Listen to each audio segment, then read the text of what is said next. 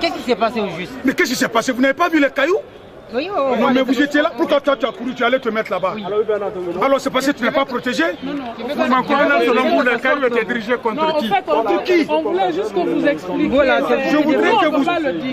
Non, il faut que vous le dites. Non. Ce que vous constatez, c'est ce que j'ai constaté.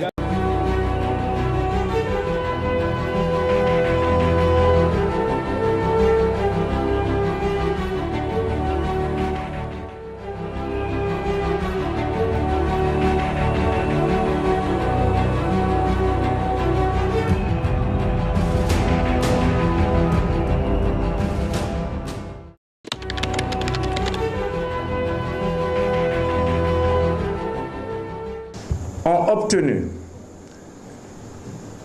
candidat professeur Alpha Condé, RPG Arc-en-Ciel, total suffrage 2 285 827, soit 57,85%.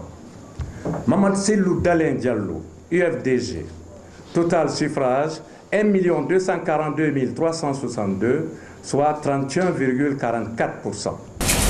La mouvance présidentielle se réjouit du bon déroulement de l'élection du 11 octobre 2015. Les dysfonctionnements à caractère technique qui ont émaillé partiellement le processus électoral n'entachent en rien la validité du scrutin qu'exprime pleinement la volonté du peuple.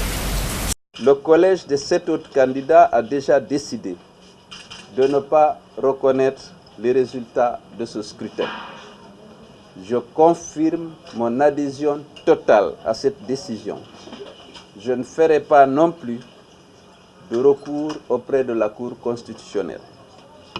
J'inviterai le moment venu les autres candidats et tous les citoyens qui sont les vraies victimes de ce hold-up électoral à organiser conformément à la loi des manifestations pacifiques.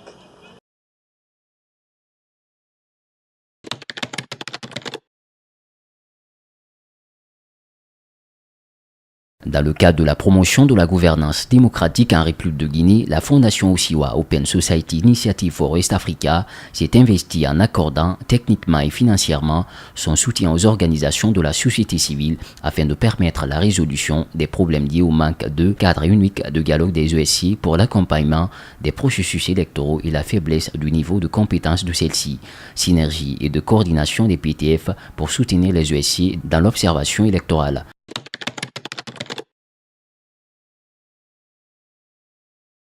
Le regard citoyen a initié et géré une plateforme technologique dans le cadre de l'observation du scrutin de la présidentielle du 11 octobre de 2015.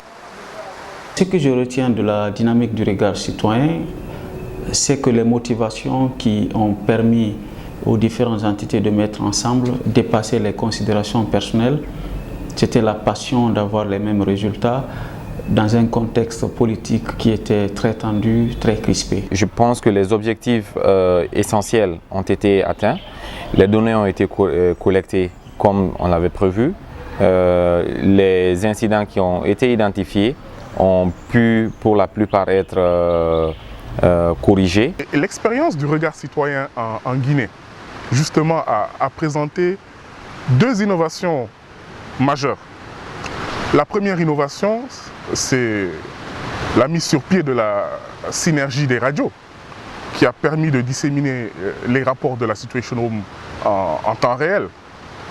La deuxième innovation, la seconde plutôt, c'est la mise à contribution des blogueurs, surtout en ce qui concerne l'information et la mobilisation des citoyens à travers les réseaux sociaux.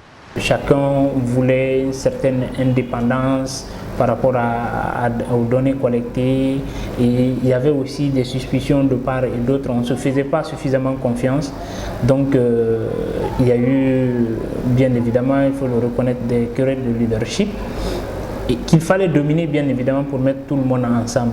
Et je crois que le défi a été relevé, c'est pourquoi la situation a été mise en place et chaque organisation a su garder quand même son autonomie au sein du regard citoyen, et nous avons mis en avant la collaboration et le partage des données que nous collectons sur le terrain.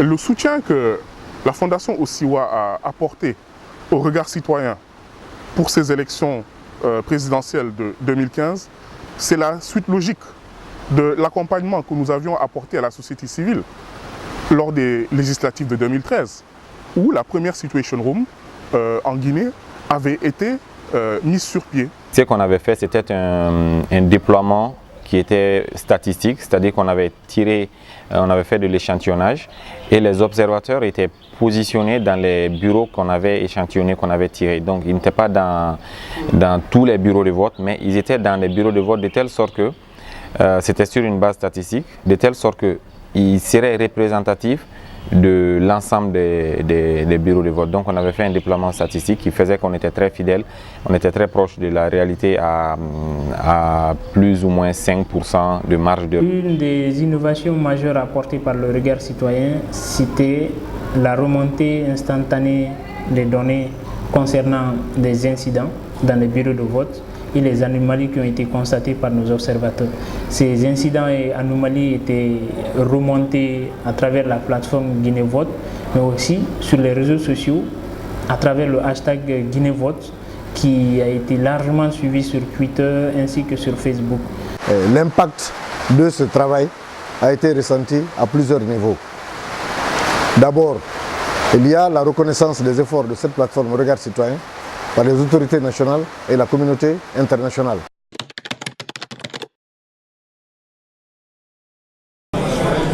Quand on vit les jeunesses travaillent comme ça pour veiller les élections, assurer que tout se déroule dans de bonnes conditions, c'est vraiment encourageant. Tout ce travail d'aujourd'hui sera demain des facteurs positifs qui permettront à notre pays d'évoluer et d'aller encore vers un peu plus dans la démocratie et le respect de la volonté des citoyens et de leur liberté. Je suis très favorablement impressionné par ce que j'ai vu. Chaque élection en Guinée apporte sa nouvelle pierre à l'édifice. C'est formidable. Je voudrais féliciter et remercier la société civile guinéenne pour tout ce que vous avez fait. Je pense, pour moi, l'élément le plus important du scrutin, c'est la transparence. J'ai toujours dit, j'ai exprimé le souhait que les partenaires guinéens, les structures guinéennes prennent en charge progressivement et de plus en plus le processus démocratique en Guinée, que les différentes parties trouvent des solutions guinéennes aux problèmes guinéens. Non, je suis impressionné parce que, en plus des institutions qui sont indispensables à la démocratie, la motivation et l'engagement citoyen en est l'élément de vitalité essentiel. Et voir des citoyens guinéens organisés, compétents pour suivre un processus aussi complexe que le processus électoral, est pour moi une grande satisfaction, une grande fierté. Une nouvelle ère se dessine donc dans les sphères politiques africaines, notamment dans le cadre du suivi des processus électoraux. Les nouvelles technologies de l'information et de la communication via Internet ont joué un grand rôle avec la participation et l'appui des acteurs de la société civile, des experts, partenaires techniques et financiers. Quel bilan? En conclusion, la tenue de l'élection présidentielle du 11 octobre 2015 marque la deuxième élection multipartite et démocratique dans l'histoire de la Guinée.